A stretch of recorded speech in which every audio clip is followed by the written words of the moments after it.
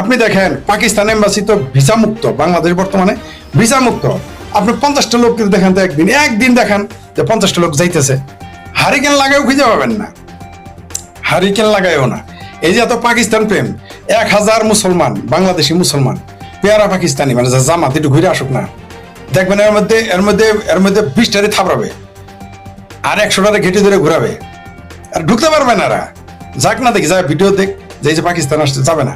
আপনি যদি প্লেনে টিকিট কাটে দেন তাও যাবে না। কেন যাবে না জানেন? গোপন কথাটা বলবো, কারণ ভারতের সিল পড়লে ইধার কা উধার কা যা সকতা হ্যায়, ভুলে যদি পাকিস্তানি সিলটা পরে ইহ জন্মে কবরস্থানে গেলে ওই বিষয় নিয়ে যেতে পারবে না, শ্মশান ঘাটে গেলে অন্য যাইতে পারবে না, কবরস্থান যেতে পারবে না।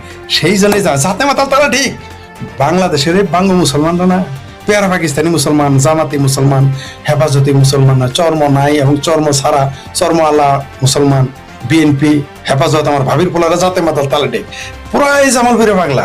এরা ডিমের হালি 5টাই কিনবে, 3টাই বেচবে, জীবনও পাকিস্তানে যাবে না। জানে সিলটা লাগলেই আর জীবনে কোনোদিন কোনো দেশে, এমনকি দুবাইতে যাই, সৌদি আরবে যেতে পারবে না। এই ভয়ে ওইখানে যাবে না, কারণ সারা পৃথিবী জানে যে পাকিস্তান একটা যে খচ্চর রাষ্ট্র, এটা সারা পৃথিবী জানে। পাকিস্তান